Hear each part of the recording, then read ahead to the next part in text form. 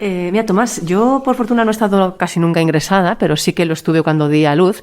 Y recuerdo en una ocasión, la primera vez que me estrenaba como madre, que estaba en la habitación y entró alguien en el hospital, personal sanitario, y dijeron, cámbiale las sábanas a la ventana. Sí. Y me di cuenta que yo era la ventana y por lo que pude apreciar, mi compañera de habitación era la puerta. Me sentí fatal. Claro, eso es, has dado en el clavo, ¿no? Es decir, es lo primero que les decimos. Vamos a ver, los pacientes tienen un nombre y tienes que dirigirte a él por su nombre. Y ni entre los profesionales y desde luego cuando está presente el paciente tiene que tener esa impresión de que tú eres el 23 ventana o el 23 puerta o el de la colecistitis. Te tienes que dirigir por su nombre. Y por ahí empezamos, ¿eh? Eso es lo primero, presentarse, identificarse y dirigirse a los pacientes por su nombre. Empezamos por ahí entonces, presentándonos. Esto es Ciencia al Punto. Yo soy Cristina y... Mi nombre es Tomás Belzunegui, he sido médico de urgencias del Servicio Navarro de Salud durante muchos años.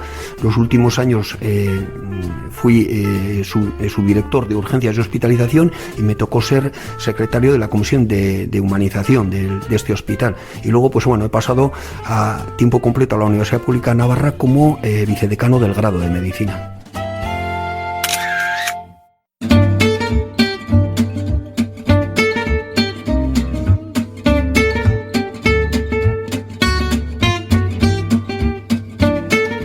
Ciencia al Punto, el podcast de divulgación científica de la Universidad Pública de Navarra. Disfruta de la ciencia.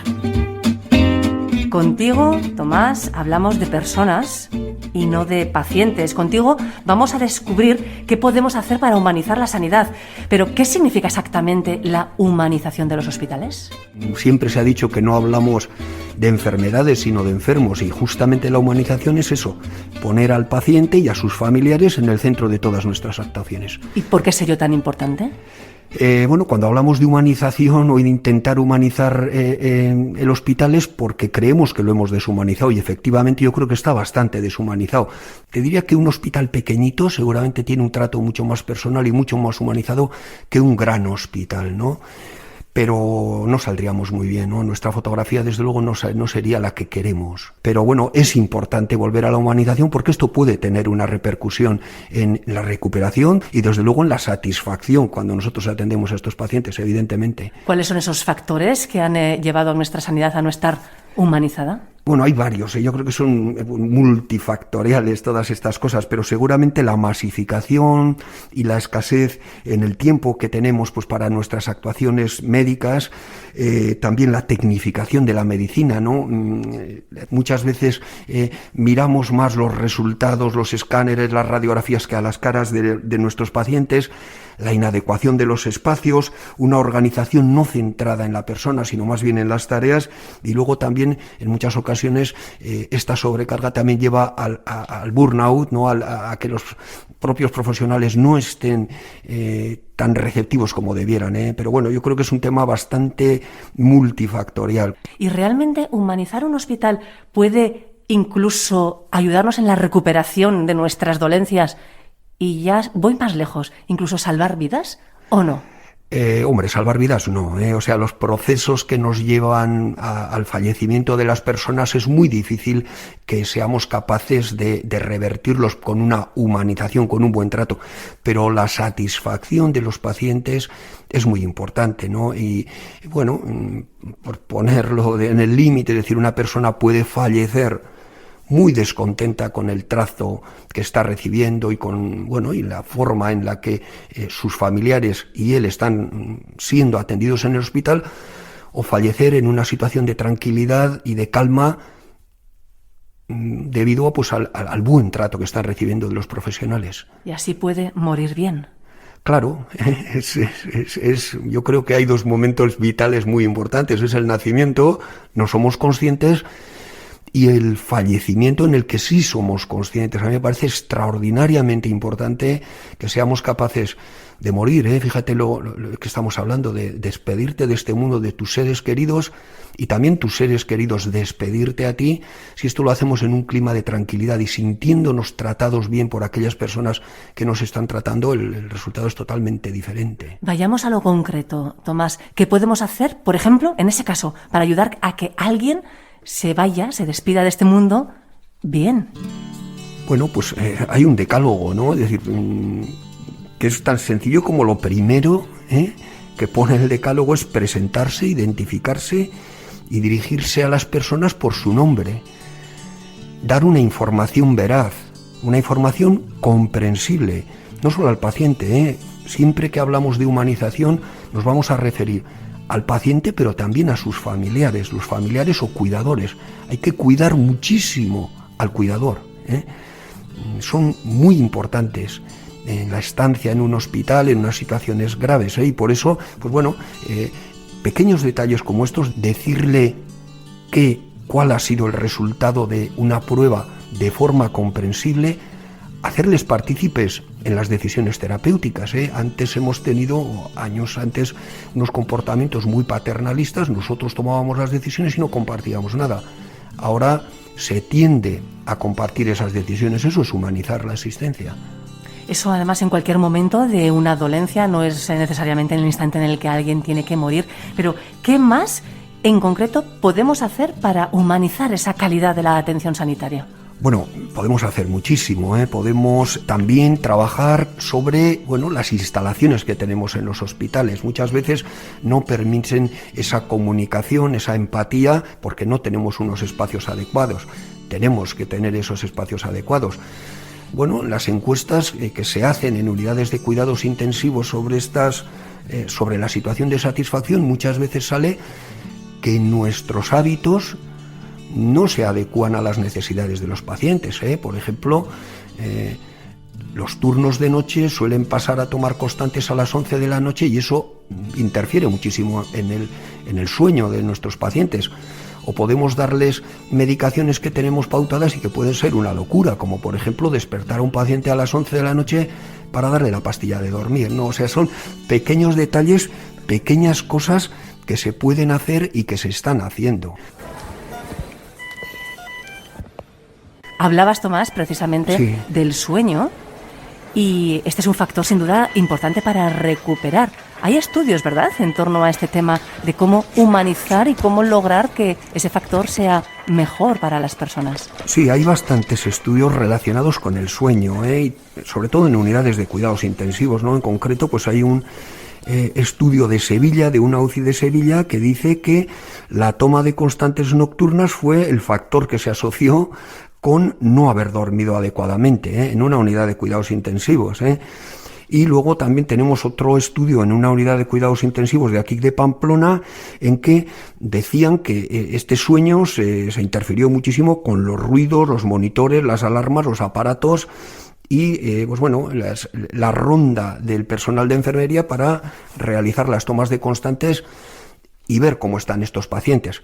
Evidentemente hay que controlar a los pacientes y en este sentido es muy importante que se personalice de alguna manera la situación de estos pacientes. Hay pacientes que igual sí que requieren que estemos muy encima y que entremos a las 11 y a las 12 y a la 1 a ver qué tal están. Pero hay otros pacientes que es posible que si vemos que están bien, les digamos a las 9 de la noche, José, hasta mañana, nos vemos mañana a las 8 de la mañana. Y eso sea suficiente. Hablando y escuchándote, Tomás, todo esto tiene mucho sentido común. Es decir, que quizás lo habíamos perdido, ese sentido común de personalizar, de preocuparte por esa persona, de saber cuándo tienes que atenderle, de saber que tienes que bajar el volumen de voz como enfermera para que pueda descansar, para que pueda dormir. Claro, hombre, todas estas cosas son cosas de sentido común. Es que a mí la experiencia que he tenido en estos 4 años de secretario de esta comisión, pues ha sido, todas estas cosas, me he hecho la misma reflexión que has hecho tú, pero si son de sentido común, entonces, ¿por qué no las hacemos? Y en ese sentido, quería un poco contar mi experiencia también de la importancia que han tenido las enfermeras, las unidades jefas de unidades de enfermería y enfermeras de las diferentes unidades son las que cuidan a los pacientes y las que mejor conocen los problemas. Entonces ha habido muchísimas aportaciones de estas enfermeras que las hemos llevado adelante y que se han incorporado en el día a día. El tema de los carros, o sea, no podemos tener un carro en un servicio que haga unos ruidos tremendos, porque las ruedas no están bien, tenemos que tener las ruedas bien, o los teléfonos a la noche se les quita el sonido y trabajamos con señales luminosas, todo este tipo de cosas lo plantearon las enfermeras y se han llevado adelante. Además de minimizar el sufrimiento, ¿verdad? Y el dolor de la persona. Claro, es que todas estas cosas que son subjetivas, el dolor, yo estoy convencido de que se influye muchísimo por la situación, digamos, propia, ¿no? de bienestar o no en relación con la asistencia que estás recibiendo. El mismo dolor lo sientes de manera muy diferente si estás bien, si estás a gusto, si te han dado un buen trato, que si te encuentras pues mal, ¿no? Por ese trato. ¿Y a vosotros y vosotras, los profesionales del ámbito sanitario, os enseñan a dar una mala noticia, por ejemplo? Diagnóstico de la biopsia, los tumores de partes de terapia, radioterapia, Bueno, nosotros en la facultad estamos trabajando muchísimo eso. A mí en la facultad no me enseñaron eso, Sí que hay cursos, de dar malas noticias, ¿no? O sea, no es lo mismo la noticia que tiene que dar un médico, que es una noticia inicial, que la gestión de esa mala noticia que hace en el día a día luego la enfermera cada vez que entra a tomar la constante a ese paciente, que le pregunta ¿y qué me va a pasar? ¿Y qué me va a pasar? Y le vuelve a preguntar qué me va a pasar. O sea, tenemos que saber cómo gestionar esas malas noticias sin engañar, sin engañar. El paciente tiene derecho a saber qué es lo que tiene y qué es lo que va a pasar. A veces es posible que no quieras saberlo y eso lo percibes rápidamente, Y entonces, pues bueno, no entras. Todos tenemos nuestras maneras, digamos, de protegernos, y si el paciente no quiere saber qué le va a pasar, pues no se lo cuentas. Comentabas, Tomás, que precisamente estás trabajando duro para implantar el grado de medicina en la Universidad Pública de Navarra. Todas estas cuestiones de la humanización, de la comunicación, del trato, de la mejora humana de esa relación, ¿formarán gran parte de ese nuevo grado? Evidentemente, o sea, nuestro grado tiene, además de unas asignaturas que son clásicas, tiene unas señas de identidad muy claras, y una de ellas desde el principio es la humanización en la asistencia y la capacidad de empatizar y de dar noticias y de transmitir información.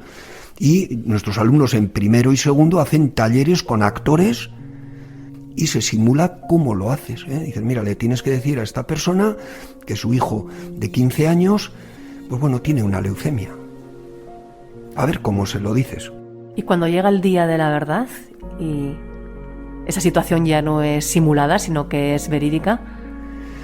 Bueno, pues ahí yo creo que la experiencia y la forma de ser de cada cual es lo que prevalece, ¿no? Yo he tenido compañeros muy buenos dando malas noticias a pesar de no haber tenido ningún tipo de formación, y otros que he dicho, se podía haber hecho mucho mejor. Evidentemente la formación es importante, te va enseñando, el proceso de aprendizaje y los años te van enseñando. O sea, no es lo mismo enfrentarte a ti un paciente con 27 años recién acabada la carrera y casi sin saber lo que es la vida, que enfrentarte con esa situación en la que empatizas mucho mejor si ya tienes 40 y tantos y tienes un hijo con esa edad, o más si tienes más años y ves cómo está despidiendo a su madre, una persona más mayor. O sea, yo creo que la edad te da poso también en estos ámbitos, pero la formación y la mentalización y el saber que tenemos que tratar bien a las personas es importante.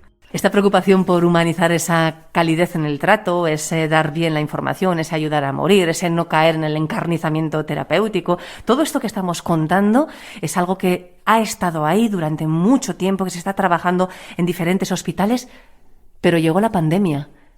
¿Y qué pasó? Importante noticia de última hora que acabamos de conocer. Decretar el estado de alarma en todo nuestro país, Real decreto en toda España. De declaración del estado de alarma.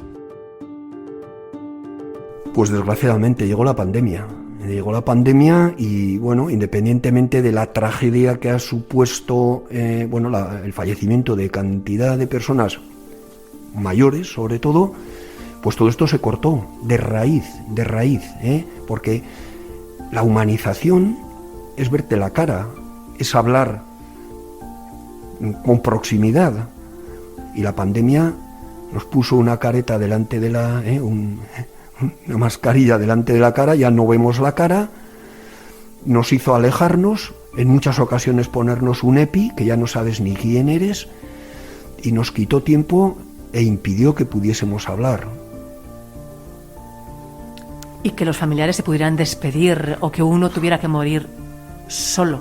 Tremendo. A mí esa es una de las cosas que más intranquilo me ha dejado de esta primera onda, ¿no? Es decir, una generación admirable, una generación admirable que vivió la posguerra, que sacó a sus hijos adelante, que se esforzó, ha fallecido en unas circunstancias, en unas situaciones muy poco confortables y sobre todo muy poco humanas. Han fallecido solos, Y en ese sentido yo tengo, detalles que demuestran también la categoría de nuestros profesionales, Y no estoy hablando de médicos ni de enfermeras, estoy hablando de personales de limpieza, de personal de limpieza que al entrar a limpiar una habitación con su EPI y demás, y a ver que una persona estaba falleciendo, hablar con ella y decir, me gustaría despedirme de mi hijo, con su propio teléfono le puso en contacto con su hijo para poder despedirse. A mí esas cosas, que son de sentido común, tal y como has dicho, muchas de esas cosas no están escritas, dependen de las personas. En general yo creo que las personas tenemos claro que tenemos que atender bien a nuestros pacientes. ¿Han tenido entonces los profesionales que hacer un esfuerzo extra para superar todas las barreras de la pandemia, para mostrar esa humanidad, esa empatía con la otra persona, con el otro ser humano? Han tenido que hacer esfuerzos muy grandes porque a todo esto no tienen tiempo, tienen muchos pacientes y la propia dinámica de manejo del COVID, tener que ponerse, quitarse trajes y tener que tener muchos cuidados en, lavados de manos, etcétera. Cualquier proceso que antes nos llevaba 15 minutos, ahora lleva 30, 40 minutos. Eso nos ha quitado tiempo para hablar con nuestros pacientes, pero yo soy, perfectamente consciente del esfuerzo que han hecho los profesionales de la salud, todos, insisto, no solo médicos, enfermeras, auxiliares, celadores, personal de limpieza fundamental en la humanización, en lo posible, de la gestión de los pacientes que sufren COVID, ¿no? Cuando hablamos de humanizar hospitales, estamos pensando especialmente en el trato que se da al paciente, pero demos la vuelta a esta idea. También hay que humanizar la figura de los profesionales sanitarios y entenderles. También. Yo creo que tenemos que entender que tratamos con pacientes, ¿no? Y que tenemos que ser humanos en nuestro trato, pero también la administración debe cuidar a los propios profesionales. Hemos dicho que tenemos que cuidar a los cuidadores y también que tenemos que cuidar a los profesionales, para que ellos puedan desarrollar con el tiempo que necesitan estas labores con la máxima humanización. Esto parece muy incompatible ahora en la situación en la que nos encontramos. Has comentado el COVID. El COVID nos ha puesto a prueba a todos, y nos ha hecho vivir una situación muy compleja, no tenemos tiempo, el sistema no tiene tiempo, pero es que además ahora tampoco tiene profesionales para tener más tiempo, ¿no? Si contratamos más profesionales. ¿Qué es lo que nos ha enseñado la pandemia? Pues la pandemia nos ha enseñado que no estamos preparados para esto, ¿Podríamos hacer otras cosas? Pues igual sí, ¿no?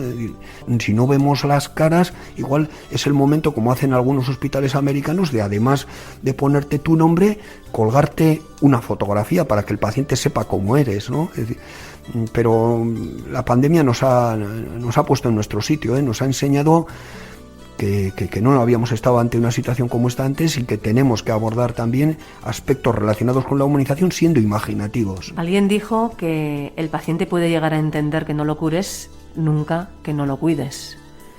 Sí, y esa es una frase que se la he oído en los últimos años al gerente de nuestro hospital cuando recibimos a los MIRES, a los nuevos, ¿no? Que vienen recién acabada la carrera con una carga tecnológica muy importante y con quizás un déficit en este tipo de cosas, ¿no? Y él se lo recuerda desde el principio. Y la frase es esa: alguien va a entender, si tú le explicas bien, que tiene una enfermedad grave y que no lo vas a curar, pero nunca va a entender que no lo cuides, que no lo atiendes bien. Y eso, yo creo que que resume muy bien qué es la humanización, ¿no?, en los ámbitos hospitalarios. Tenemos que ser buenos médicos y mejores personas.